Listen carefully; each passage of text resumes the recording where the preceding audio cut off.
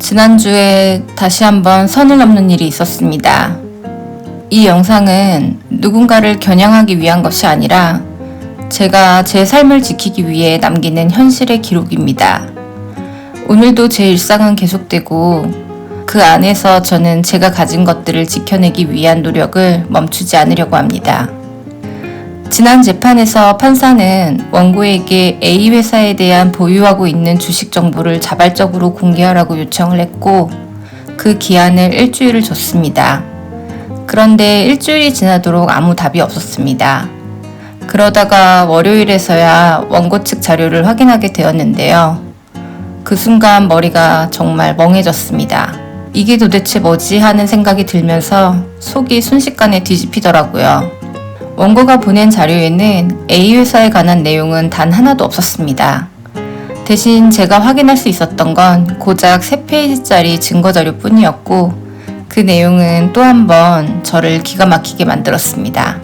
첫 번째 증거자료는 제 유튜브 영상에서 제가 소송 준비를 하던 아주 짧은 0.1초 구간을 캡처해가지고 과도하게 확대를 해놓고 그걸 근거로 내 이름이 유튜브에 노출시켰다라고 주장한 것입니다. 나머지 하나는 예전에 원고와 제가 함께 운영하던 회사의 등기부등본이었습니다. 그들이 제출한 의견서는 비공개 처리가 되어 있어서 저희 측에서는 확인할 수가 없었습니다. 하지만 제출된 증거 자료만의 성격으로 보아도 그 안에 어떤 식의 비난과 공격이 담겨 있을지 충분히 짐작이 되었어요. 핵심 쟁점과 아무런 상관이 없는 장면을 억지로 끌어와 문제를 삼고 오래된 자료를 다시 꺼내 흐름을 흐트리는 방식. 결국 이번에도 그들이 선택한 길은 해명이나 협조가 아니라 또 다른 왜곡과 공격이었습니다. 판사는 재판에서 꽤 분명한 태도를 보였습니다. 1심 단계에서 이미 제출되었어야 할 재산 내역이 왜 현재까지 공개되지 않았는지 직접적으로 지적을 했고 원고가 더 이상 미룰 수 없게 자발적으로 제출해야 된다라는 취지로 말을 했습니다. 그럼에도 불구하고 원고는 끝까지 A 회사 주식의 내역을 공개하는 것을 회피했습니다. 그리고 그 빈자리를 메우듯 전혀 납득하기 어려운 이유를 들며 오히려 저를 향한 공격으로 방향을 틀기 시작했습니다. 이 문제를 두고 변호사와 이야기를 나눴어요. 변호사는 상대 측이 비공개로 제출한 서류에 대해서 공개알람 요청을 하겠다고 했고 저와 변호사 모두 대략 어떤 내용일지는 충분히 예상이 된다라는 의견은 같았습니다. 하지만 그들이 왜 A 주식 회사의 내역을 끝까지 내놓지 않는지 그 회피의 이유 자체는 반드시 확인해야 할 부분이었습니다. 그래서 일단 열람 신청을 해둔 상태입니다. 원고의 태도를 보면 지금 숨기고 싶은 재산이 꽤 많은 듯합니다. 만약 A 회사 주식 가치가 정말 크지 않았다면 이렇게까지 시간을 끌 이유가 없습니다. 그런데 원고는 주식 내역을 제출하지 않기 위해 이미 폐업한 과거 회사의 자료까지 끌어와 제출을 하며 저를 다시 공격하는 쪽을 선택했습니다. 핵심 자료는 비운 채 주변 자료들로 흐름을 흐리려는 방식이죠.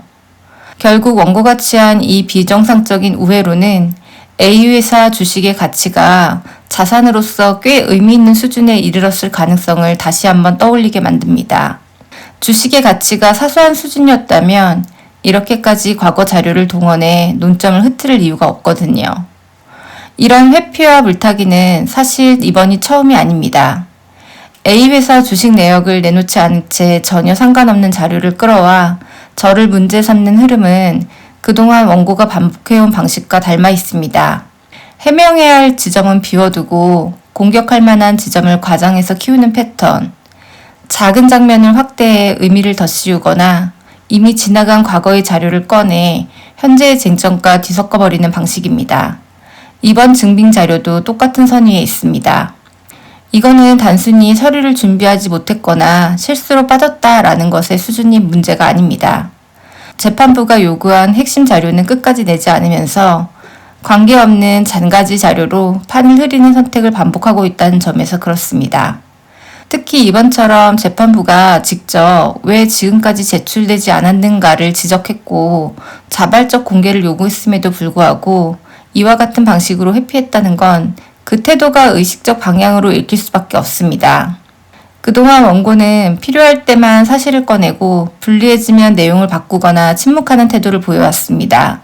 소송의 경과와 유불리에 따라 주장을 달리하고 자신에게 불편한 자료는 숨긴 채 다른 소재로 공격을 돌리는 식이었습니다. 이번 A회사 주식 내역 문제 역시 그 반복 위에 놓여 있습니다. 결국 지금까지 드러난 흐름은 하나로 모입니다. 핵심 자산에 대한 공개는 회피하고 대신 저를 겨냥한 비냥으로 장면을 바꾸고 그리고 그 과정에서 실제 쟁점과 무관한 자료들을 던져 논점을 흐리는 것입니다. 이 지점에서 저는 또 한 번 묻게 됩니다. 정말 가치가 없거나 설명할 수 있는 자료라면 왜 이렇게까지 돌아가야 할까? 왜 재판부의 요구를 정면으로 받지 않고 과거 회사까지 끌어와 다른 전장으로 저를 끌고 가려고 하는 걸까? 이 반복된 방식 자체가 원고가 무엇을 지키고 싶어 하는지 그리고 무엇을 내놓지 않으려고 하는지 더 선명하게 드러내고 있다고 느낍니다. 이번 주 경찰서에서 두 건의 연락을 받았습니다. 하나는 제가 유튜브와 브런치 스토리에 기록을 이어온 행위를 문제 삼아 스토킹 혐의로 고소된 건이고 다른 하나는 2년 전 경찰 조사를 받던 당시의 상황을 일부 녹음해 유튜브에 올렸던 일을 근거로 명예훼손과 모욕 혐의로 고소된 건입니다.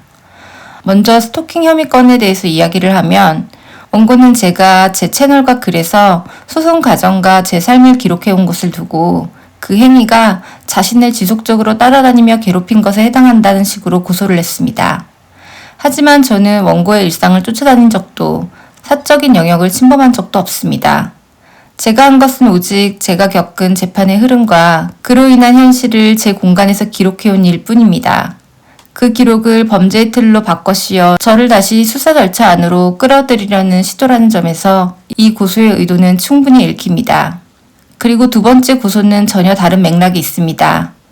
2년 전 제가 경찰 조사를 받았을 때 그 과정 중 일부를 녹음해 유튜브에 올린 사실을 가지고 원고는 명예훼손과 모욕죄를 들고 나왔습니다.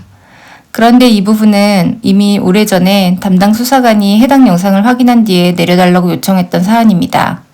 저는 그 요청을 그대로 따랐고 영상은 아주 잠깐 올라갔다가 즉시 내려간 상태로 삭제된 지 꽤 오래된 일입니다.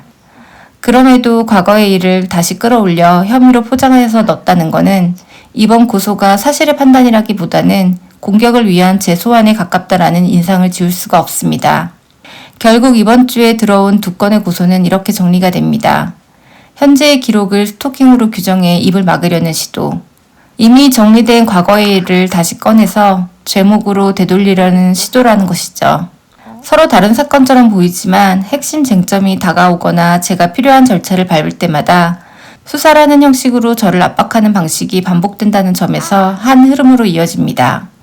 저는 이 구조를 많이 겪어왔고 그래서 이번에도 차분히 이 흐름을 남기려고 합니다.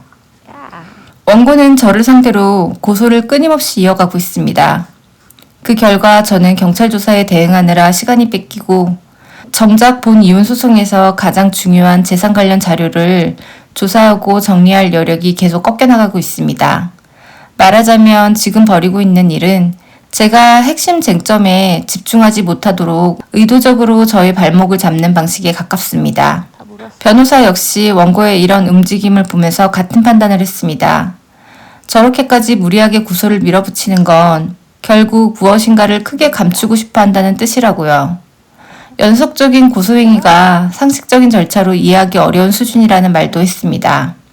원고가 의도한 흐름대로였는지는 모르겠지만 이번 주는 마음이 크게 흔들려 사건 처리도 일도 제 속도를 유지하기가 쉽지 않았습니다.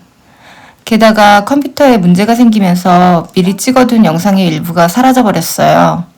어제는 하루 종일 복구 작업에 매달려야 했고 그 과정에서 체력도 꽤 소진되었습니다. 촬영분이 생각보다 많이 날아간 탓에 이번 주 영상은 급히 찍은 순이 모습을 위주로 담을 수밖에 없었습니다. 정신없이 이어진 일들 때문에 모든 게 흐트러진 느낌이지만 그래도 어제 하루를 복구에 집중한 덕에 컴퓨터는 다시 정상으로 돌려놨습니다. 이제 다시 시작되는 한 주는 더 이상 끌려가지 않으려 합니다. 해야 할 일들을 하나씩 정리해서 제 페이스를 되찾고 이 시간을 흔들림 없이 통과해 보려고 합니다.